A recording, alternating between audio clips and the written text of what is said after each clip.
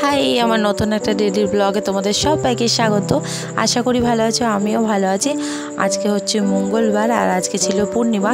তো আজ সারাদিন কী করলাম তোমাদের সাথে সবটাই শেয়ার করব।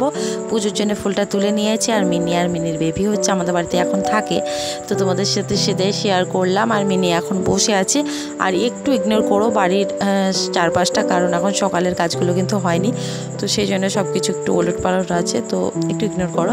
তো চলো, মিনি কেন এখানে বসে আছি সবটাই তোমাদেরকে বলছি। তো মিনি হচ্ছে সারাদিন ঘুমায়, জানোই ওর ঘুমিয়ে মন ভরে না, ও সারাদিন ঘুমায়। তো আজকে হচ্ছে ও ঘুমায়নি আর আমাদের বাড়ি থেকে কোথাও যায়ও নি। কেন বলো তো? এই যে দেখো এখন আমি তুলছে, ও হচ্ছে আরও ঘুমাবে।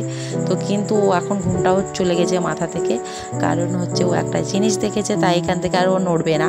আর কি জিনিস দেখেছে তোমাদের সাথে শেয়ার করছি চলো।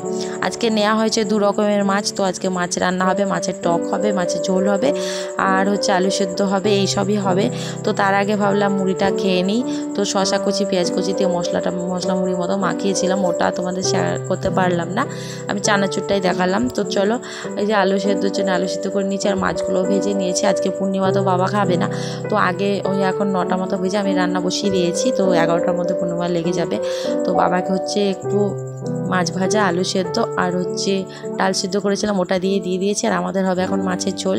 তো মাছের ঝোল হয়েছিল, টক হয়েছিল, ডাল সিদ্ধ, আলু সিদ্ধ এইসবই হয়েছিল। তারপরে খাওয়া দাওয়া করে ওই সন্ধ্যের দিকে খেয়েছিলাম ফুচকা। তো আজকে ব্লগটা একটু কাই হয়ে গেল, আসলে এত গরম না, ডেলি ব্লগ করতে ভালো লাগে না, আর ফোনটাও না প্রচণ্ড গরম হয়ে যায়। তো যাই হোক, কেমন লাগলো ব্লগটা জানিও। আমি চেষ্টা করব ডেলি ব্লগ দেওয়ার, চেষ্টা করি, মানে ভাবি করবো, কিন্তু প্রচণ্ড গরমের জন্য সেরকম হয় না। আর আমাকে নিজেকেই সবটা করতে হয়, সেই জন্য আর হয়ে পারি না আমি।